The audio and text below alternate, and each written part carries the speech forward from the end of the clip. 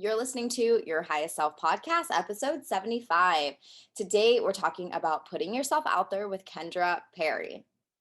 Hey guys, welcome back to the show. I'm so excited to have you here. Thank you so much for taking the time to invest in your mind and doing it with me today. If I sound a little different, I am a little bit nasally. I'm a little bit stuffed up. I'm in Georgia this week for a 7-day NLP practitioner training. And you guys, I didn't know Georgia was so cold. It's like 42 degrees outside. I'm like, what? I should have brought some more clothes. So this California girl is, this is not okay with me. 42 is the high. So that's why I'm feeling a little bit stuffed up, but I'm here. I'm happy. I'm excited. I'm learning so much. And this week on the show, you should be so excited because we are hanging out with my friend and health coach business expert, Kendra Perry. She is amazing. I love her. And she brought so many golden nuggets of wisdom to this week's episode for anyone who's starting their own business. So if you're an aspiring coach, health coach, life coach, fitness coach, and you're just starting your business, this episode is perfect for you. We talked about a lot of the different parts of our journeys toward building a business and how it ultimately comes down to being able to put yourself out there regardless of the fear. So tune in today and discover Kendra's story, how she leaned into her pivot, the process of turning her passion into her business, and then Kendra's personal development journey. I love this girl. If you don't know who she is, she's a former multiple six-figure functional health coach turned online business strategist for health and wellness practitioners. She is on a mission to stop health coaches from being broke as fuck by helping them build booming businesses they are in love with. And she's helped over 300 people, 300 coaches grow their practices, attract consistent clients, and blow up their bank accounts. She has a couple programs that are amazing, one of them being the Health Coach Accelerator Method, which I'm so excited to be a guest expert in. And in that program, she turns scared, scattered, and self-conscious coaches into confident, focused, and high-performing health entrepreneurs. So make sure you go and check that out if health coaching, specifically health coaching, something that you want to get into. And if we didn't love her mission and everything already, like who she is as a person, she loves adrenaline sports and she lives in the remote mountains of British Columbia, Canada. She's like a modern day mountain woman and we love her. So that is Kendra. I hope you guys love this episode. I know you will. If you do, make sure you go and leave a rating and review and then reach out to us on social media to let us know. So as always, you'll find me at Shanae Momoko and then you'll find Kendra at Kendra Perry Inc. INC. We have everything linked down in the show notes for you, as well as Kendra's website. And if you're interested in any of her programs, and yeah, let's get into it. Hey, Kendra, welcome to the Your Highest Self podcast. We are so excited to have you here. I am pumped to be here, Shanae. Yeah. You guys, like you heard in the intro, Kendra is one of my very good friends, and she is a kick-ass business coach for health coaches. And I'm really, really excited to have her on. Before we get into it, Kendra, can you give us a little background on what brought you here today? Yeah. So I will try not to talk for too long. It's always a long, convoluted story, but give it to us. We'd love to. So I was previously a health coach, and the reason I got interested in health and wellness to begin with was because of chronic acne that I got when I was 23 years old after taking this toxic birth control pill that was actually supposed to clear up my skin, and it just gave me cystic acne. And my skin's actually never been the same since up until very recently. So it was a 12-year or something battle with acne. And that's kind of what got me interested in alternative health and wellness, because when I went to the doctor, they're like, take more birth control, take a 3-month course of antibiotics. And I was like, there's gotta be a different way. This just doesn't feel right. And so I started getting really obsessed with health and wellness and just started learning a lot about it. And I ended up having a knee surgery in 2012 after I'd fallen skiing. I was trying to be professional skier, and I was training, and I was being, I was jumping off this cliff, and I fell and I totally blew my knee out. And ultimately that ended up in me needing to get knee surgery, reconstructive knee surgery, which was a really big deal for a skier. If anyone is a skier in the audience, it's kind of like a career ending injury. And it was for me, because I was already in my like mid to late 20s, which is, getting old for pro sports. And it was really hard for me because so much of my identity was tied up into being a skier. And I also had a job in forestry. So I was like hiking around the bush all day. So definitely needed a knee for that. So I wasn't able to work. I wasn't able to like recreate. And because of that, I was like, well, what can I do? And I was like, well, I like health and I like writing. So I started a health blog called Crazy Happy Healthy. And this was in like 2012, I believe, or 2011. And I wrote an article every single day for like, God. yeah. And I was like really into it. And it's funny, like how quickly a blog can grow, like even one that like has no focus, because it was early on, right? It was like early on in that kind of blogging world. And I was like, well, I can be a blogger. Like there were people making a lot of money blogging at that point. So I was like, well, I could do this too, but I didn't know what I was doing. And I didn't succeed. I made like maybe $1 a month with like AdSense. So I was like, okay, this isn't sustainable. And then, kind of simultaneously, the surgery was also a big trigger for future health problems for me. They say it's like, oh, it's routine surgery, but it's like not routine for your body, right? And a couple months after that surgery, I had this crazy health crash where I literally just stopped sleeping and I just couldn't sleep. And it was so different. Like I had experienced insomnia before because I was stressed, but this was different. Like I was just like, my body was vibrating, like literally vibrating, like something was really wrong. And I didn't sleep more than like maybe a couple hours a night for like 6 months. And then it kind of miraculously kind of went away for 6 months. And then the day to the year later, it came back. And I only recently resolved my sleep problems, only like within the past like year. So that was like a long, like 7 years of chronic insomnia, which led to fatigue and all these issues. And I was in a really bad place. I felt like my health was totally out of my control and I didn't know what to do about it. And one day I was listening to a podcast, and this guy, his name's Reed Davis, he runs the functional diagnostic nutrition program. And he was like, yeah, you need labs. You need labs to figure out what's actually going on. And he ran this program that trained people to become practitioners and interpret these labs. And I was really interested in this because I was like, well, I could hire a practitioner to do this for me and it would cost me thousands of dollars, or I could just invest in the course and figure out how to do it on my own.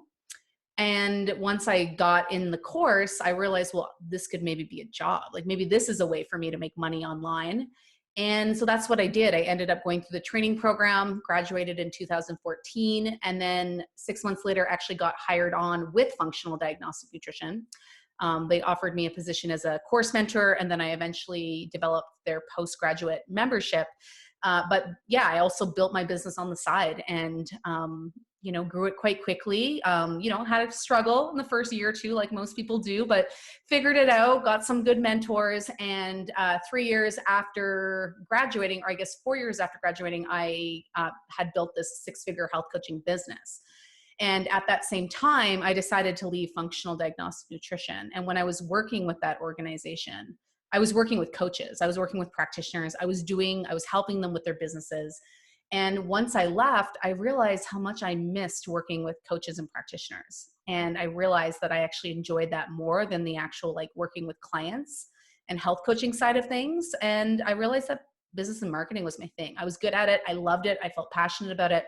So I believe that was in like 2000 and maybe the end of 2017, beginning of 2018, I decided to do a pivot, and I moved into the online business space and started mentoring health coaches with their business. So that's kind of the long version. I love that. We actually have so much in common. I also got cystic acne from Oh, control. Yeah. Oh my God. crazy. We'll have to talk It's horrible. about it. Ugh. And then the fact that you were going to be a professional skier, I think so many of our listeners can really resonate with that, because we have a lot of very ambitious, competitive, sports oriented people listening. So you're in good company. Oh, good. So I have a couple questions for you. One that kind of just like poked out at me is like, how did you lean into that pivot? Yeah. How did you lean into that? I leaned into it because it just felt so necessary. When you're out of alignment and you start to lose passion for something that you're doing, and it really, how, and this isn't to like bash any of my health coaching clients, if anyone happens to be listening, like I really did love them, but I could just tell that I wasn't as passionate and I didn't care as much. And when things start to go out of alignment in your body, like everything kind of starts to feel off.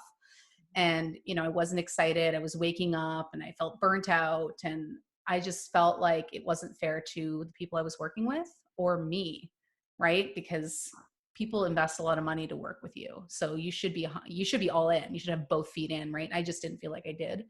And so I actually made a gradual pivot. Like at one point I was doing both niches. I was health coaching and business mentoring.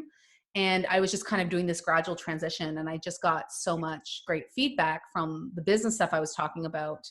And then eventually realized that having two niches is crazy and having two businesses is crazy. It's like, so, and you know this, Shanae, because I know you've gone through this too. You're just like, I can't like keep all these plates up, you're like spinning the plates on the sticks. And so it was actually quite easy for me to let it go. And at that point, like I knew how to build a business. So I just applied what I'd already learned, and there wasn't even like a dip, or I didn't even notice anything as I moved over.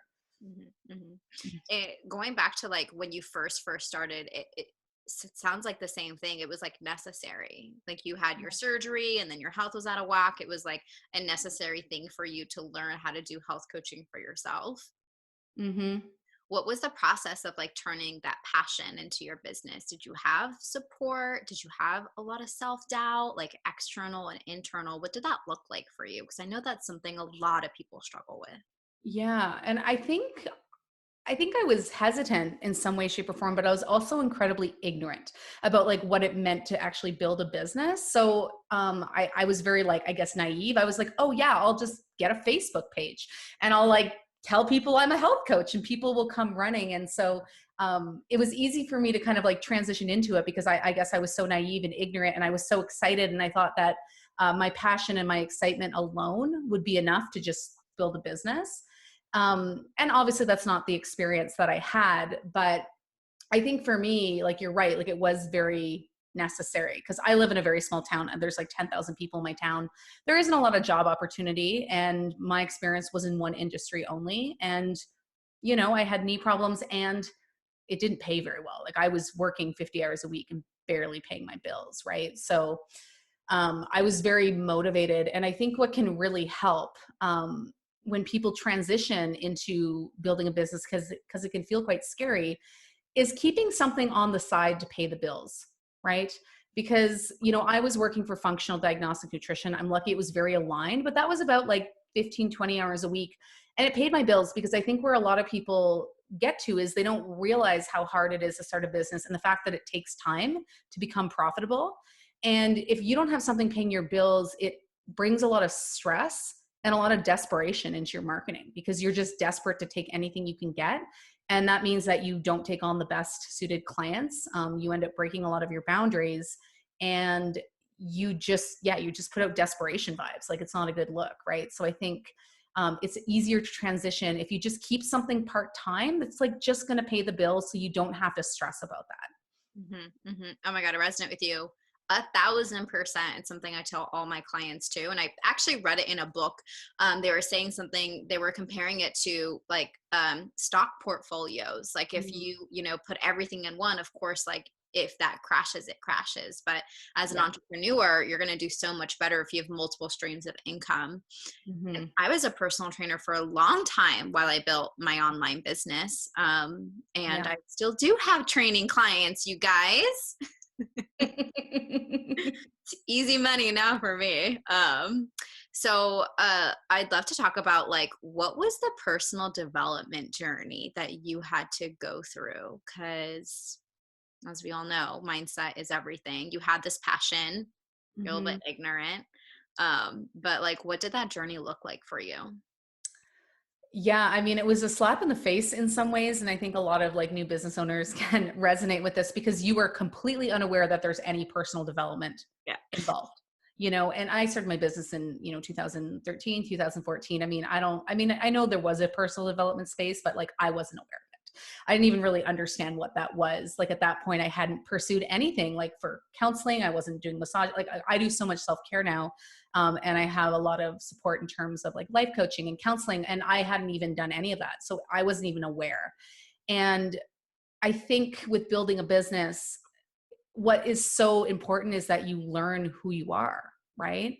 And you figure out like how you fit into this world. And that's something that a lot of people don't know. And it's something that I didn't know. I didn't have a lot of confidence in who I was. I didn't even really know who I was. And so it's really hard to build a personal brand when that is not, you know, at least somewhat loosely defined, right? And so for me, it was a lot where I got tripped up with confidence, and I was like showing up online, like in video, like I was a robot and I had no personality, and what I was doing wasn't working. But yeah, I really had to develop who I was and my confidence and be confident in who I am. And how I show up today is very much a progression of 7 years. It didn't happen overnight, and it won't happen overnight for anyone who's listening either. Do you have any advice on like what that first step looks like, or? Yeah, so there's a couple different things. Like I think hiring a mentor in some way, shape, or form, like obviously someone like you, Sinead, because you're great at this stuff, but we don't know what we don't know, right? And a lot of the stuff is just about awareness. And like I've learned that from you. I've learned that from, a lot of different mentors throughout my life. Like you need to be aware of like when you have a block, right? And we all, get tunnel vision and we don't see our blocks. So just kind of being more aware of when you react to things poorly. Like if you have a sales call and you get totally rejected, and then you get really upset and like end up crying in the fetal position and you're not okay for a few days, like that's a sign, right? Like, because rejection is a part of the deal. Like you are going to get rejected a ton. And I mean, rejection is not easy, but if that's triggering you and you're making that mean something about yourself, and it means you suck and you're not good enough and like you shouldn't be doing this, you end up down that imposter syndrome rabbit hole, then like that's something to work on. And I think you can do that with a really good, maybe like life coach or counselor or something. We all can do different things, but me personally, like I've done a lot of counseling, and that's really helped me just become aware of these things. So when they come up, I can see them and be like, oh, hey, it's you. Thank you for protecting me. I appreciate it, but like, fuck off. I also love my therapist. Mm. One. Yeah, I have a team of 3. I have like 2 counselors, and then me and my partner do like every like 3 or 4 months we go to couples counseling, just to like, we have a great relationship, but it's like a preventative thing, right? We always are trying to like improve our communication. And I I think people get thrown off by that because they're like, well, what's wrong? I'm like, well, nothing's wrong. Like we're just trying to maintain like the good relationship that we have, and the good relationship I have with myself when it comes to personal counseling, right? Oh, I love that. Thank you so much for sharing, because that's definitely not something that people talk about often, but it's so necessary. Yeah. Um, w- because I didn't know this conversation would go there, but like if we're not able to communicate with our partners or even with ourselves, then it's going to be so much harder for us to show up online. Yeah. Yeah, because I mean, so much of building a business is communication, right? Learning, like knowing how to communicate with yourself, but also like with your audience and for anyone you ultimately hire, Mhm. right? And if we're talking about like hiring a VA, like I think the biggest reason why people think their VA sucks or isn't doing a good job, or they're feeling frustrated with the VA, is because they actually suck personally at communication. Yes. I had to learn how to communicate. Yeah, because you just hired like a team this year, hey? Yeah, and it's funny. I've actually had a couple VAs over the years, and with every single one, I learned something new. So the first one, I didn't communicate at all, and so like everything's in my perspective, nothing really looked great. But instead of telling her, I would like fix it myself. And then the second VA, I was like, okay, I'm working on my communication, and I was always up front with her, like it's really hard for me to say this, but I don't like how it looks. Please do it again. Yeah. Um, and it's just a practice, and now it's a very easy communication, but it's discovering more of yourself. Like you said, it's that Yeah. personal growth and that personal development, as you continue to grow and you build your business. it comes up in a multitude of different ways. It does. And something I do, with my students, and I'm doing it actually, this is the phase we're in right now for my program, Health Coach Accelerator, is we do this whole brand development thing.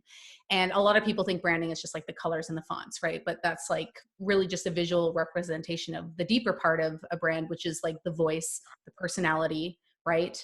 Who you are, and the moods that you want your people to feel when they come into contact with you. So we do a lot of work around, well, what is my voice? Like, how do I actually talk? Like, what are words that I use all the time? Like, how would people describe me in like 5 words? Because really embracing those parts of your personality is ultimately what is going to sell and build a really robust business. Because if people just wanted bland, boring ass shit, they would read Wikipedia, right? Like, they don't want you just kind of spewing out generic information, or maybe highly specific scientific information, but in a way that like is very like monotone and has nothing special or unique about it. But like the great thing is we're all different, which is actually crazy, because thinking of like how many people are on this planet and everyone's different, like that's so, like, it blows my mind, but it's so true. And that's why I just don't think we're really competing with each other, because we're all uniquely different, and people will gravitate towards the person they just naturally connect with the most, right? So authenticity is a big part in creating a sustainable business, basically. Yeah. And I feel like authenticity is like this buzzword these I days. Like, know. it kind of drives me crazy, but it's so important. And I feel like everyone's trying to be authentic, but just be authentic, right? And that, again, it's easier said than done. It takes time, and it is scary. And I think something for people who are, trying to maybe start a business or want to start a business, like, know that it's scary, right? I think it really helps to know that, like, the feelings of fear, the feelings of imposter syndrome, like, that stuff is so normal. And it's almost a rite of passage, because you're not going to get to where you want to be without experiencing it, right? And you really have to be okay with the fact that, like, it's scary, and just, you got to just push through it, right? Yeah, we're basically putting ourselves out there to be rejected. So Yeah, vulnerability, right? It's like, what's the definition of vulnerability? Like, to put yourself in harm's way or something like that. Like, who yeah. wants to do that? Like, of course that's scary. And I think ultimately we're all very afraid of judgment. Um, I think fear of judgment is what drives a lot of people's actions, and that happens in business too. And it is true that some people aren't going to like you, hmm and but that it's okay. Not everyone's going to like you. Like, you don't like everyone. hmm You And know who some taught people me are. that? Who taught you that? My kindergarten teacher. Oh my God, really? I'm like traumatized from it though. She was like, Shanae, Oh. not everyone is going to like you. And then once I heard those words, I made it my life's mission to make everyone like me. Oh my God, that's crazy. Do you think she intended it to be like that?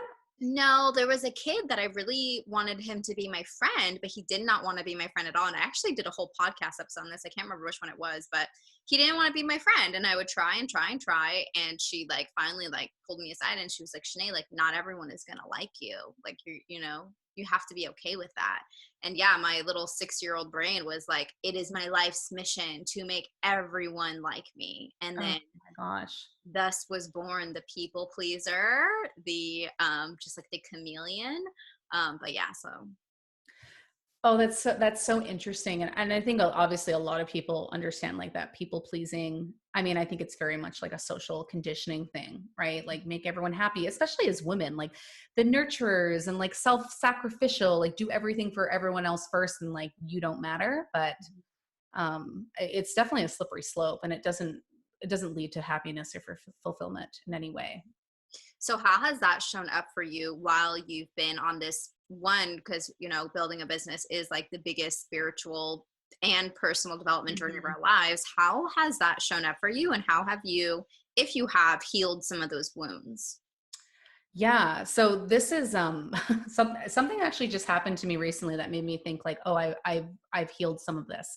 And so, you know, initially when I was first trying to start my business, I was that kind of monotone coach. Like I was very like, you know, I lacked confidence. I felt really uncomfortable. I think it's true. I don't know if it would be the same for fitness coaches, but definitely for health coaches, there's this sort of like inferiority complex because we're always being compared to doctors, right? And like licensed practitioners, and we're unlicensed, and we're always having to put the disclaimer forward. Like we almost like legally have to like kind of like discredit ourselves, like just by being like, I'm not a licensed doctor, like don't take my advice over a, like, you know, so there's like this inferiority complex. And I think because of that, like we're trying to be really professional, you know, we're trying to be really smart and put it out there. And that's kind of how I was showing up. And it wasn't super authentic for me because like, I'm really kind of like raw, like, you know me, I'm really like raw and off the cuff. Like you know, I'm very blunt and, I swear, and like I'm a little rough around the edges in that way. And it didn't feel right. I didn't quite understand why it didn't feel right. And I don't really understand, like, I don't remember what made me change, but I remember just one day just being like, what if I just like showed up as me instead of this other person that I'm trying to be? And so I did. And I like just was kind of like, I made like crack some jokes, and I was just like, you know, I swore, and like it really offended people because people didn't like that I said fuck, you know, and they didn't like that I was cracking these jokes, and people called me unprofessional, and like a lot of people didn't want to follow me anymore. And it was hard, but I also knew it was right, you know, because I'm like, why would I want to pretend to be someone I'm not? And my business really did start to take off from there. And I did get a lot of hate initially, but over time, as I just show up as myself, I don't get a ton of hate because I think people see very quickly who I am. And if they're not into it, they're just gone, right? Which is great. But recently, actually on the weekend, I got this crazy comment from this ex-student of mine, and I'm not going to go too much into it, but it was like as crazy in terms of like toxic and negative as they come. And it was like Saturday. I don't usually go on my Instagram. I had like accidentally turned on my notifications, and I saw that, and I was like, oh, it's funny that that person's messaging me. And I saw it, and I felt nothing. I felt a little bit annoyed. I was like, oh, of course that person is sending me this toxic message. But I was just like, whatever. And then it took me a day, but I was like, wow, I actually didn't react to that at all. Because typically I would go cry in the shower. Oh, I love that. Congratulations. Yeah. And I was just like, yeah, like I'm a little bit annoyed because I'm like, you know, this person literally made a fake account to send me a message because I had blocked them. And so I was like, oh, just get out of my life. But I was also fine, you know? So yeah.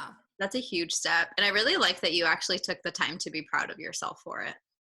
Yeah, it felt good because I mean, it's never easy to receive. And I think, and that's why it's scary, right? Because we feel like if we show up as ourselves, then someone might not like us and they might tell us because that's kind of the nature or like the beast of social media, right? Is that people are assholes who would never be assholes face to face, right?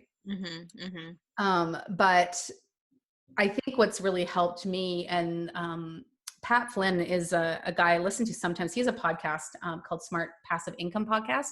And I can't remember the episode name, but if you type in haters and his podcast name, you'll find it. But he just talked about like, why do people actually like hate online? And he talked about a story of this person who just came after him and wouldn't leave him alone. And the thing that really stuck with me from that is hurt people hurt people. Yes. Right? I say that all the time. You say that all the time? Yeah. I didn't know Lynn said that too. Yeah. It is hurt people hurt people. Yeah. And we just have to send them compassion. Yeah, totally. And I mean, if somebody's doing that, like honestly, like I've been on social media since, you know, Facebook came around, and like, I don't know what year that was, like 2006 or something like that. I've never sent like an anonymous, like hateful message to anyone. So I can only imagine what someone must be going through who feels the need to do that. You know, it's interesting that you brought this up because so many of my clients now who are building their businesses, like this is one thing that actually stops them from taking action is this fear of attracting the haters, attracting people who are going to send them nasty messages. And it was funny because, well, it's not funny, but one thing I told her, and I'd love to get your take on this, but I was like, you're brand new. So the chances of someone coming and hating on you is very, very minimal because, to be honest, no one is looking at you right now. Yeah. But when you get 100 million followers and you're, she's making a dog training program, like Mhm. human and dog together, you could work out with your Cool. animal. How awesome is that? I love I was like, that. when this blows up Yeah. and Pop Sugar is interviewing you, Oh, then wow. you're gonna have to, I'm manifesting for her. I was like, you're gonna have to have thick skin. Like Yeah. it's gonna happen, and it doesn't mean anything about you. But I think that is like the nature of, it's two sides of the coin. Yes, we're gonna get people that hate on us, and when we put ourselves out there to be seen, because we have a message, because we have a purpose, and like we literally feel like we need to fulfill this thing in us. It's like this thing that Yeah. drives us. Like if you have that calling on your heart, then you're gonna have to grow a thick skin and be okay with people not liking you.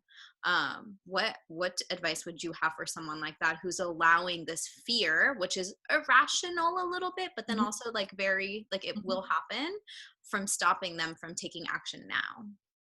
Yeah. And I mean, yeah, it is a legitimate fear because ultimately it does happen. And you are right. It doesn't typically happen like immediately, Mhm. but it does happen at some point, and you don't even have to be that big before it happens, right? So I think just the awareness that it will happen is helpful, but also like there's sort of like two different kind of ways to look at this because people are going to send you in terms of I guess more like negative comments, like it's either going to be mean or it's going to be constructive, right? The ones that are just mean, like it's going to hurt you and it's okay, and if it does hurt you, just allow it to hurt you, like cry it out, feel it, tell yourself that they're just hurt, but like delete the comment and don't engage with it because you don't have to, right? You don't have to engage with any of these comments if you don't want to, and it's totally legit to just delete and move on and clear that energy out of your house.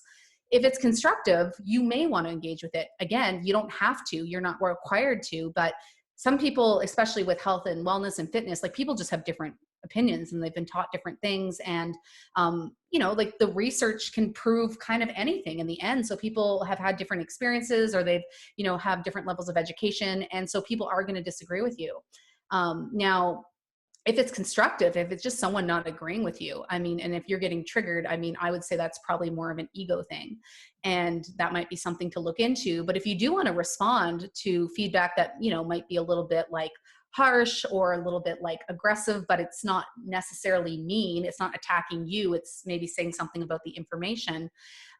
My first advice would be to just wait till your nervous system is calmed down. Like, do never type when you're in fight or flight, because you will always regret it every time. You'll always wish you said something else. Like, allow yourself to just sit on it for a day or two. It doesn't matter. You don't have to respond right away. And if after that amount of time and you're calm and you do want to respond, then just be curious with people, right? I think especially with what we're seeing now with the polarization on social media, and people are just fighting back and forth and they cancel each other over the fact that someone else doesn't agree with them. I think that's a big issue, right? Like, people are going to disagree with us, and we shouldn't be afraid of people who don't think and feel just like we do, right? Mhm. So you can approach it from a place of curiosity and just be like, hey, that's really interesting. Like, where did you learn this? Or have you ever considered this? And typically I'll ask like just like a question that shows curiosity. And I think that can be helpful in just maybe starting a dialogue if you want to, but you don't have to. I love that you said that. It's really interesting is that when we respond from curiosity, we're actually responding from our wonder child. When we Mm. react with negativity or, hate on our end, hurt on our end, we're responding from our wounded inner child. Mm. Well, there's a lot of people with wounded inner childs out there right now. Oh my gosh. There are, which is why they can't respond out of curiosity, because they Right. have so much healing that needs not even healing that needs to be done, but much to be acknowledged. Like they haven't acknowledged any of that, and so they keep Mhm. reacting from this place of hurt, hurt, hurt, or like Yeah. I don't want to get hurt, so here are my walls, and pushing people away. But yeah, curiosity is really the key. Yeah, I love that. And I mean, I totally empathize with people who are afraid of it. It's not the easiest thing to work through, but Mhm, you can work through it, mhm. and you can get to a point where like you'll see that maybe it'll hurt for a bit. You'll let yourself like feel the emotions about it, and then you'll just forget about it and move on, right? I love that. Thank you for sharing that. I don't think many people really share that side of building a business. I mean, like from the outside in, it looks like really pretty Instagram photos and it looks like Mm. traveling and it looks like just posting videos. But on the backside, it is a lot of this internal work that we have to do to have that courage to put ourselves out there. Yeah, exactly. And I think the first few years are a lot of like this roller coaster, right? Of like highs and lows. And, if we're talking about like the first year in business, it's a lot of putting out and not getting much back in return. And that's totally normal. And I think people just need to be okay with that, right? Because nobody builds a business in a day. Nobody builds a business in 90 days. Like if we're thinking about retail businesses or restaurants, like they don't expect to be profitable in like the first year, right? They're hoping to break even. And so with online business in terms of fitness or health, like we have to kind of accept that it's going to be the same and just know that everything you're doing is an investment. And at some point, you figure it out and you get enough content out there, or you've built enough trust with your audience that people will start actually seeing you as the expert. But what I see a lot of people do is they get really motivated for a period of time. I actually just posted an Instagram story on this in terms of like content. They get like super fired up and motivated and they're like posting and they keep that up for like a month, and then they just like lose inspiration and ghost their audience, and that doesn't build trust. And I think what people need to know is you have to build trust, and building trust is about being consistent. It's about being that reliable person that they can count on. Like if you had a girlfriend who was all about you and she just wanted to hang out every day and you guys had so much fun, then she just ghosted you. And then 2 months later came back and was like, hey girl, you'd be like, what the fuck? Right? Like you have to like think about how that is perceived by your audience, right? Oh, that's so funny. It's like it's an anxious attachment style. Yeah. That's honestly one of my attachment styles. That's why I'm laughing when I find something new or a new friend. I'm like, "Hi, I love you. Let's be best friends." I do that too. Sometimes you just connect and you're like, we're besties. I feel like that happened with us. We knew instantly that we were going to be friends. Yeah, we were sisters in another lifetime, I think. For sure. I just like loved the turn this conversation took. It was like not what we were planned, but I think it's exactly what we all needed to hear today. What would you tell yourself? What advice would you give yourself like 10 years ago? Mm. Um, you're going to be okay and you got this. Mm, Because I didn't think I was going to be okay and I had no idea what I was doing in business, but also with my health. Like I really didn't know if I'd ever be healthy and feel good. And it's not perfect, but it's definitely pretty awesome. So just knowing, I just think we're so resilient as humans, and we don't give each other enough or give ourselves enough credit, right? Of what we can overcome and what we can make happen in our lives if we just want it and we commit to making it happen, right? I really think the biggest reason why I've been successful in business is dedication. I've just been dedicated to, making this work for my own life, but also to helping the people that I serve as well. mhm. Do you feel like that's the impact that you were put on this world to make? Like, how would you describe what your purpose is? Yeah. So, um, this is really interesting. Like, I feel like this is kind of out there, but I really believe that like health coaches, um, and maybe fitness coaches too, probably fitness coaches too. But I really think like it is through health and wellness coaches that we will shift the consciousness of this planet, Mhm. because sick people are miserable and they're not aware and they are unhappy. And I just don't think they do good things for themselves or the planet. But I think when people feel good in their bodies, like mental health wise, I think that's what's really going to shift like this really sort of sick consciousness that's happening in the world right now. I really think it's through health and wellness coaches. So I really do think this is my mission, right? To empower these people to get out there and help clients and help people get well. Because I think with that, like people realize how much power and control they have. And they embrace, personal sovereignty, and that they don't need to rely on a doctor or the medical system or government or whatever it is for their health and happiness. They rely on themselves. So I think it really instills a personal responsibility in people that I think everybody needs. Don't we love her? Oh my gosh, we have like the same purpose. Maybe that's why we vibe on. Is that your purpose too? Yeah, to raise a conscious collective through empowering women. I mean, first it was for food and body image, because when I saw how much my life shifted when I decided to overcome my food and body image struggles, like when I no longer let that define me, is when my business took off. Oh, so I was like, what would happen if I was able to reach any woman who struggled with food and body and taught her to stop? Like, what could she do with her life? And so that's where the whole thing with the secret dream became something for me. It's like, what's your secret dream? Like, what is it that you really secretly dream of doing? But like dieting and body image is holding you back from that. And I'm, the women that I've interviewed on this podcast, like, I want to be an author. I want to be a coach. I want to own a winery. Like, these amazing things that would totally change the world. And so my mission is still the same. It's that, but now more with not just food and body, but coaches and women, and helping not fitness, like yours is health and wellness, mine is like fitness and life coaches, helping these women step up and make a difference in the world, so that can trickle, and there can be the what's it called when it trickles out? Like the ripple effect. Ripple effect, yeah. For a moment. I love that. Thank you so much for sharing your purpose with us. Thank you for letting me share it. Yeah, we love that stuff. So last question, or before I ask you the last question, like, how can we work with you? Because I know there's tons of coaches that are listening to this, especially if you're a health coach. So like, one, let's tell them the difference between a health and a fitness coach. If you're calling yourself a health and fitness coach, there's a difference. So who do you work with? What's a health coach? And then how can we work with you? Yeah. So, I mean, definitely, like, health coaches, like, diet, nutrition, that sort of thing. Right. It was so funny. I didn't even realize people call themselves health and fitness coaches. Everyone. Yeah.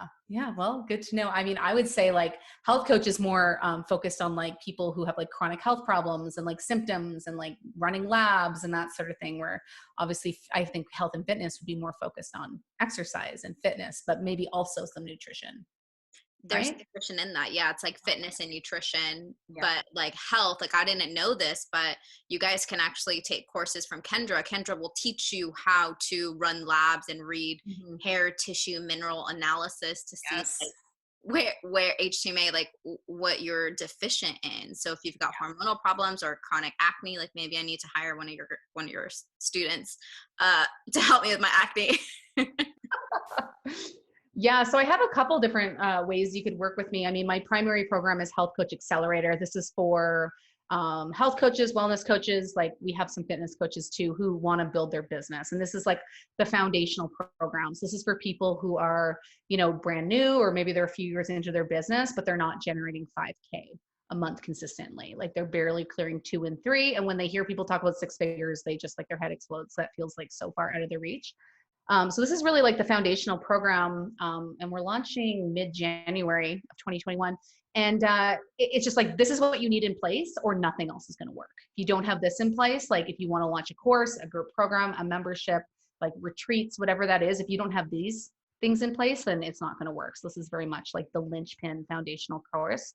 And then I also have the hair tissue mineral analysis course, which is kind of this like side thing I do, but it's for any coaches who want to start bringing in like labs into their coaching practice. So this would be great for coaches who are working with clients and like what you're recommending isn't working, right? Like, they're compliant, they're doing all the things, and you're just like, why isn't it working? Well, that's when labs can be really helpful, can help uncover some deeper things that could be going on in the body.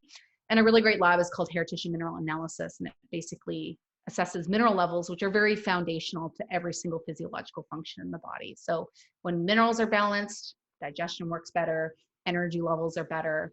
mental health is better, the immune system works better, thyroid, adrenals, nervous system, blood sugar, all those things work better. It's a very cheap and affordable course. And so I actually train practitioners in how to interpret that. So yeah, I'm sure Shanae can link to that. Yeah, I'll link everything down below. But, I wish I had known about you when I was doing fitness and nutrition coaching. Because you would have taken the HTMA course. I would have 100% taken that course because a lot of the clients I was working with were compliant. And, the route that I took was mindset, where I was like, okay, like if you're doing everything and nothing is working, like, hey, let's work on your mindset. I would have been a stronger coach if I also had the labs portion of it. Cause I could have been like, okay, like scientifically you're deficient in X, Y, and Z. But so I wish I knew about you 2 years ago. Yeah. And you would love this lab too, Shanae, because you can actually learn a lot about someone's personality from it, which is really crazy. And people get really like creeped out by it, but there's certain mineral patterns that will tell me, is somebody, are they very type A and like kind of go, or maybe they feel very like flat and like apathetic and like disconnected from their emotions. Like that actually shows up, and even trauma patterns show up. So it's kind of fascinating. Oh my goodness. I think I might have to take this. Yes. Or I'm gonna do it. Get one done on yourself at least. Next thing on my list. Yay, I'm so excited. I'll have everything linked down for you guys below, so it'll be super easy to connect with Kendra and work with her in the future. So last question I ask everyone. You ready for it? Yeah. Okay. What does it mean to you to be your highest self? Honestly, that's a really good question. But I think when I'm my highest self, I am just being me, but also giving myself grace for not being perfect. I hope that answers the question. Okay. There is no wrong answer. There's just your answer. And it's not perfect. And that's what makes it your answer. Nothing is ever perfect. Thank you so much for your time and your energy today, Kendra. It was like so much fun. I hope that, our listeners, I hope you got like a million wisdom nuggets out of this, because I definitely did. So we're going to have a really fun time pulling quotes out. If you guys love this episode, make sure you take a screenshot and post it up on Instagram and tag us. You'll find me at Shanae Momoko, and you'll find Kendra at Kendra Perry Inc. Kendra Perry INC. Inc. There we go. So hit us up on Instagram. We want to know what your biggest insight was and what are you putting into action after listening to this episode. And while you're at it, make sure you go and check out her podcast and subscribe to that. So thanks, Kendra. Thanks, Shanae. Yay. I'll see you guys next week. Same time, same place. Don't forget to be your highest self. Bye for now.